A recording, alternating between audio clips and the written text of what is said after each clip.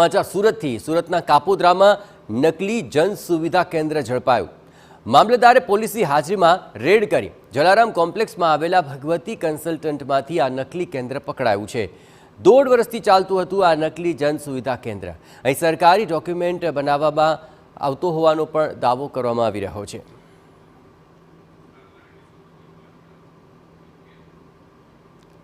રાજ મામલે વધુ વિગતે વાત કરવા માટે જોડાઈ રહ્યા છે સુરતથી સંવાદદાતા બલદેવ સુથાર। બલદેવ, આખરે આ નકલી જન સુવિધા કેન્દ્ર તેવો એક મામલો ફરી એકવાર સામે આવ્યો છે।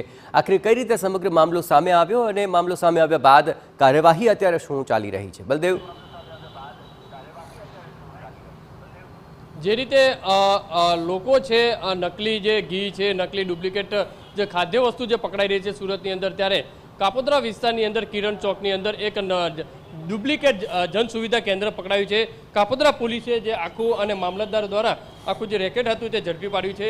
છેલ્લા 1.5 વર્ષથી આ છે જે જન સુવિધા કેન્દ્ર ચાલી રહ્યું હતું અને તેની અંદર એક આરોપી છે તેની ધરપકડ કરી છે।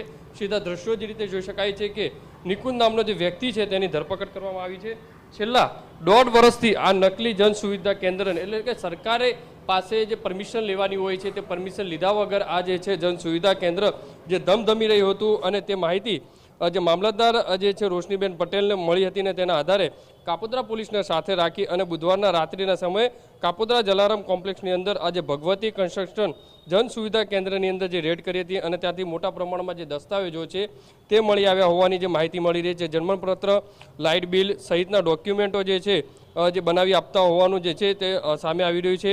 કોમ્પ્યુટર સહિતના કેટલાક જે મુદ્દામાલ છે તે પોલીસ દ્વારા હાલમાં જે કબજે કરવામાં આવ્યો છે અને જે નિકુંજ છે દુધાત તેની પણ અટકાયત કરી અને વધુ તપાસ હાથ ધરી છે। કારણ કે મહત્વની વસ્તુ એ છે સરકારી કોઈપણ કામકાજ વખતે સરકારી પરમિશન લેવાની હોય છે અને સરકારી જે ડોક્યુમેન્ટ છે તેની સાથે છેડછાડ કર્યા હોવાની જે હાલમાં પ્રાથમિક માહિતી મળી રહી છે। જે રીતે પોતાની જે મનમાની જે નિકુંજ કરતા પણ નજરે પડ્યા હતા પોલીસ સાથે, મહત્વની છે જે જાણે તેને સારું કાર્ય કર્યું હોય તે રીતે પોતે મનમાની કરતા હતા। કારણ કે એક તો જન સુવિધા કેન્દ્ર જે છે ગેરકાયદેસર ચલાવતા હતા, પોલીસની નથી પરમિશન, નથી મામલતદારની કોઈ સરકારી પરમિશન વગર આ રીતે જે છે જન સુવિધા કેન્દ્ર ચલાવતા હતા। એટલે કહી શકાય છે કે છેલ્લા 1.5 વર્ષથી હતી આ જે જન સુવિધા કેન્દ્ર ચાલતું હતું તેની અંદર કેટલા ડોક્યુમેન્ટ બનાવ્યા છે, કોને કોને આપ્યા છે, એ તમામ બાબતે હાલમાં કાપોદ્રા પોલીસ દ્વારા તપાસ શરૂ કરી છે। જી આભાર બલદેવ। તો આખરે આ તમામ ગતિવિધિઓમાં સૌથી મહત્વપૂર્ણ બાબત એ છે કે મામલતદારે પોલીસની હાજરીમાં રેડ કરી। હવે શું સમગ્ર મામલો સામે આવે છે તે જોવું મહત્વપૂર્ણ બની રહેશે।